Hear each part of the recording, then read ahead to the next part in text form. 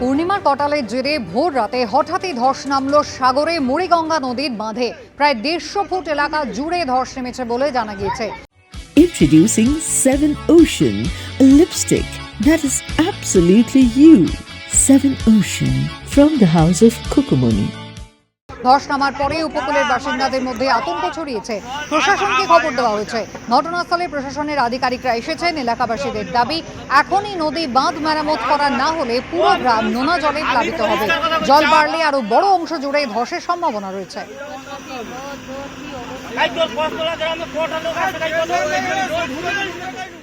চৈত্রের শেষ দিন অর্থাৎ আজ দক্ষিণবঙ্গের সব জেলায় বজ্রবিদ্যুৎ সহ বৃষ্টির সম্ভাবনা। 24 পরগনা, 2 মেদিনীপুর, ঝাড়গ্রাম, পুরুলিয়া ও বাঁকুড়ায় 7 জেলায় বৃষ্টির পূর্বাভাস।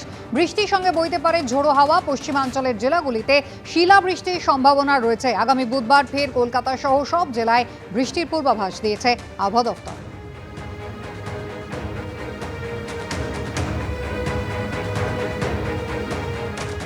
কলকাতায় আন্দোলনের পাশাপাশি এবার দিল্লির দ্বারস্থ হচ্ছেন চাকরিহারারা। বেলা 12টা নাগাদ দিল্লির যন্তর মন্তরের উদ্দেশ্যে যাবে চাকরিহারাদের একটি বাস। কথা বলবো আমাদের প্রতিনিধি কৃষ্ণেন্দু অধিকারীর সঙ্গে। কৃষ্ণেন্দু, কি কর্মসূচি রয়েছে রাজধানীতে এই চাকরিহারাদের?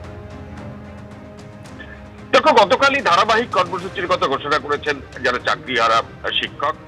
তার মধ্যে আজকেই দিল্লির উদ্দেশ্যে একটা বাস রওনা হবে। তাতে বেশ কয়েকজন চাকরিহারা শিক্ষক তারা অংশ নেবেন এবং সেখানে 16 তারিখ অর্থাৎ বুধবার দিল্লির যন্তর মন্তরে তাদের অবস্থান বিক্ষোভ শুরু হবে।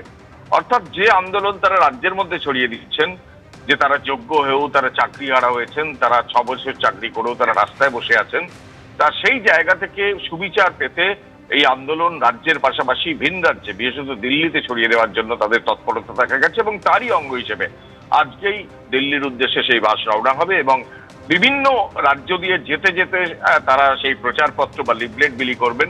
তাদের যে আবেদন, তাদের যে দাবি যে তারা যোগ্য কিন্তু কয়েকজন অযোগ্যের জন্য এবং সার্ভিস কমিশন যোগ্য তালিকা না দেওয়ার জন্য তাদের এই পরিণাম হয়েছে এবং এই বিষয়ে তারা সুবিচার চান। এবং শুধুমাত্র আজকে বুধবার দিল্লিতে নয়, তার পাশাপাশি ধারাবাহিকভাবে এ রাজ্যে তাদের কর্মসূচি নেওয়া হয়েছে। আজকেও তারা বিভিন্ন আইনজীবী এবং প্রাক্তন বিচারপতিদের সঙ্গে নিয়ে কর্মসূচি করবেন এবং এর ভবিষ্যৎ কি, আশু সমাধান কিভাবে সম্ভব। তুমি জানো, শিক্ষামন্ত্রীর সঙ্গে তাদের বৈঠক হয়েছে। স্কুল সার্ভিস কমিশনের চেয়ারম্যান, মধ্যশিক্ষা পর্ষদের সভাপতি সেখানে ছিলেন, কিন্তু তাতে কোনো সদুত্তর তারা পাননি এবং তারা স্কুল যাওয়ার কথা মুখ্যমন্ত্রী বললেও তারা এখনো পর্যন্ত তারা স্কুল যেতে নারাজ। তাতে সুপ্রিম কোর্টের রায় অবমাননা হবে কিনা তা নিয়ে একটা দ্বন্দ্বে আছেন। প্রধান শিক্ষকরাও দ্বন্দ্বে আছেন যে তাদের বেতন দেওয়া যাবে কিনা এবং সেই সিদ্ধান্ত তারা নিতে পারবেন কিনা। অর্থাৎ সুপ্রিম কোর্টে 17 তারিখ এই যে তাদের রিভিউ পিটিশন মধ্যশিক্ষা পর্ষদের, সেটা শুনানি হওয়ার কথা। তার আগে তাদের সুবিচারের দাবিতে তাদের কথাবার্তা যাতে মানুষের কাছে পৌঁছে দেওয়া যায়, বিভিন্ন স্তরের মানুষের কাছে পৌঁছে দেওয়া যায়, তার জন্যই বিভিন্ন এ রাজ্যের পাশাপাশি এবার সেই আন্দোলনকে রাজধানীর দরবারে তারা নিয়ে যেতে চান এবং আজকেই তারা রওনা হচ্ছেন বাসে করে। ধন্যবাদ।